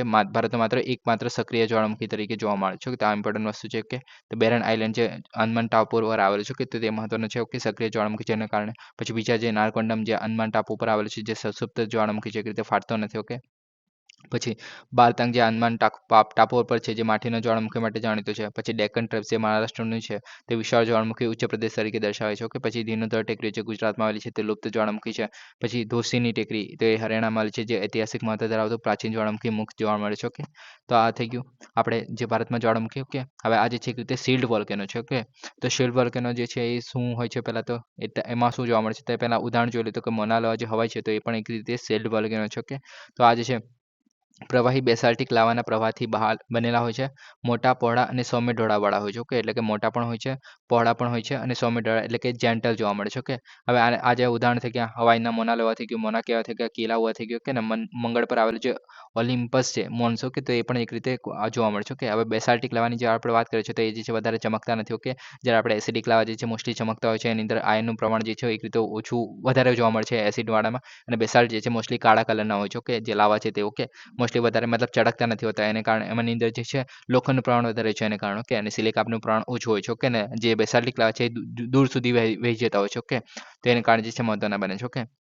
હવે ઊંચાઈની વાત કરીએ તો કેટલા કિલોમીટર અને પહોળાઈમાં જે છે 100 કિલોમીટર સુધી હોઈ શકે છે કેમ કે લાંબા સમય સુધી જે છે વહેતા હોય છે એને કારણે. ઓકે. મેગ્માની વાત કરીએ તો આની અંદર જે બેસાલ્ટ જોવા મળે છે. ઓકે. મોસ્ટલી હવે આ જે છે વારંવાર ઓછા વિસ્ફોટક જોવા મળે છે. ઓકે. અને પ્રવાહી લાવા ફૂટે છે આની અંદર. ઓકે. એને કારણે જે દૂર સુધી વહી જઈ શકે છે એને કારણે. ઓકે. તો આ થઈ ગયું આપણું જે શિલ્ડ વોલ્કેનો. ઓકે, હવે નેક્સ્ટ ટોપિકની વાત કરીએ તો ગ્રીનલેન્ડ. તો તાજેતરમાં અમેરિકાના જે ચૂંટાયેલા રાષ્ટ્રપતિ ડોનાલ્ડ ટ્રમ્પ છે એમને ફરીવાર એકવાર ગ્રીનલેન્ડ ખરીદવાની રસ ધરાવ્યો હતો. ઓકે, હવે ગ્રીનલેન્ડ ક્યાં આવેલું છે તમે અહીંયા જોઈ શકો છો. આ છે આપણું ગ્રીનલેન્ડ. ઓકે, હવાઈ જે છે આ બાજુ કશે હતું આપણે. ઓકે, હવે ગ્રીનલેન્ડની વાત કરીએ તો પહેલા ગ્રીનલેન્ડની આજુબાજુ શું છે તો અહીંયા બાફિન બી આવેલો છે. ઓકે, પછી ડેવિસ સ્ટ્રેટ આવેલો છે અહીંયા. ઓકે, આ બાજુ એક રીતે આ બાજુ જે છે આપણે કેનેડા આવેલું છે આ બાજુ. ઓકે, અને આ બાજુ છે એક રીતે આપણે યુરોપ ને આપણે આઇસલેન્ડ ને એવું બધું આવેલું છે. ઓકે, હવે અહીંયા ડેનમાર્ક સ્ટ્રેટ જોવા મળે છે, ડેનમાર્કની સામુદ્ર ધુની, આ બાજુ છે ડેવિસની સામુદ્ર ધુની. ઓકે, આ નેથ એટલાન્ટિક ઓશન જોવા મળે છે. અહીંયા આપણે ગ્રીન સી જોવા મળે છે, ગ્રીનલેન્ડનો સી જોવા મળે છે. ઓકે, તો આ બધું જોવા મળે છે આજુબાજુ. ઓકે, હવે વિશ્વનો સૌથી મોટો બિનખંડ ટાપુ છે એક રીતે. ઓકે, પછી ઉત્તર એટલાન્ટિક મહાસાગરમાં ઉત્તર અમેરિકા અને યુરોપ વચ્ચે જોવા મળે છે. એટલે કે આ બાજુ જે છે એક રીતે અમેરિકા જોવા મળે છે આ બાજુ. ઓકે, અને આ બાજુ છે એક રીતે યુરોપ જોવા મળે છે. ઓકે, આગળ વાત કરીએ તો ઉત્તર અમેરિકાના ખંડનો ભાગ છે. હવે સર્વોચ્ચ બિંદુની વાત કરીએ તો આ તમે વાંચી શકતા હોય તો તે બિંદુ આવેલું છે અહીંયા. ઓકે, પછી નુક જે છે એનું કેપિટલ છે અહીંયા તમે જોઈ શકો છો. આ છે અહીંયા નુક એનું કેપિટલ, અને આ જે છે એનું જે હાઈએસ્ટ પોઈન્ટ છે તે. ઓકે, આગળ વાત કરીએ તો એકવાર ડેનિશ વસાહત છે આગળ જોવા મળતી હતી, અને હવે ડેનમાર્કનો સ્વાયત્ત પ્રદેશ જોવા મળે છે. ઓકે, હવે ગ્રીનલેન્ડની વાત કરીએ તો ઉત્તરમાં આર્કટિક મહાસાગર એ બધું જોઈ લીધું. દક્ષિણમાં આપણે પૂર્વમાં ગ્રીનલેન્ડ સમુદ્ર છે, ઉત્તરમાં એટલાન્ટિક મહાસાગર છે, દક્ષિણ પશ્ચિમમાં ડેવિસ સ્ટ્રેટ છે, બાફિનની ખાડી છે. તો આ બધું આપણે જોઈ લીધું. ઓકે, પછી ધ્રુવીય ક્ષેત્રમાં છે એક રીતે. ઓકે, ધ્રુવીય ક્ષેત્ર એટલે કે આપણે જે ઉત્તર ધ્રુવ છે તેમાં મોસ્ટલી જોવા મળશે, આર્ટિક રિજિયન છે તેની અંદર. ઓકે, આગળ વાત કરીએ તો બીજું છે શિયાળામાં તાપમાન -50 ડિગ્રી સેલ્સિયસ કરતાં પણ ઓછું જતું રહે છે. ઓકે, ઉનાળાનું તાપમાન ભાગે 10 થી 15 ડિગ્રી સેલ્સિયસ જેટલું જાય છે. દેશના વિભાગોમાં તાપમાન નોંધપાત્ર રીતે બદલાતું રહે છે. ઓકે, તો આ થઈ ગયું આપણું ગ્રીનલેન્ડ. હવે નેક્સ્ટ ટોપિકની વાત કરીએ તો કે યુનાઇટેડ નેશન જે ન્યાય પરિષદ તો કે સુપ્રીમ કોર્ટના ભૂતપૂર્વ ન્યાયાધીશ જે જસ્ટિસ મદન બી લોકુર છે એમને 12 નવેમ્બર 2028ના રોજ સમાપ્ત થતા કાર્યકાળ સુધી સંયુક્ત રાષ્ટ્ર જે આંતરિક ન્યાય પરિષદ છે આઈજીસી. ઓકે, તો એના જે અધ્યક્ષ તરીકે નિયુક્ત કરવામાં આવે છે. ઓકે, તો આટલી ન્યૂઝ છે આની અંદર. ઓકે, બીજું તમને આગળ આપણે ડિટેલમાં જઈ શકે છે પણ મારા ખ્યાલથી કંઈ કામનું નથી એટલું બધું. ઓકે, તો એ જે છે યુનાઇટેડ નેશન જનરલ એસેમ્બલી દ્વારા નવી આંતરિક ન્યાય પ્રણાલીના ભાગરૂપે બનાવવામાં આવી છે. ઓકે, સંયુક્ત રાષ્ટ્રની ન્યાય પ્રણાલીમાં વહીવટમાં સ્વતંત્રતા, વ્યાવસાયીકરણ અને જવાબદારી સુનિશ્ચિત કરે છે. ઓકે, હવે આની અંદર સભ્યપદમાં જોવા મળે છે જેમ કે મહાસચિવ દ્વારા કરવામાં આવે છે. કે આની અંદર રચના આ બધી જોવા મળે છે, પણ એ બધી કમિટીની કેવી રીતના રચના થાય છે એને બધું જોવા મળે છે. તો બધું યાદ રાખવાની મારા ખ્યાલથી તો જરૂર નથી. ઓકે, ખાલી એટલું યાદ રાખી શકો છો કે આપણે જે ભૂતપૂર્વ જે જસ્ટિન મદન બી છે લોકોર. ઓકે, તેમને 12 નવેમ્બર 2028 સુધી જે છે આપણે જે યુનાઇટેડ નેશનના આંતરરાષ્ટ્રીય ન્યાય પરિષદ છે તેના આપણે એક રીતે અધ્યક્ષ બનાવવામાં આવે છે. ઓકે, તો આ થઈ ગયું. તો આજ માટે આટલું જ છે guys. Please subscribe, like and share. Thank you for listening. જય હિન્દ, વંદે માતરમ.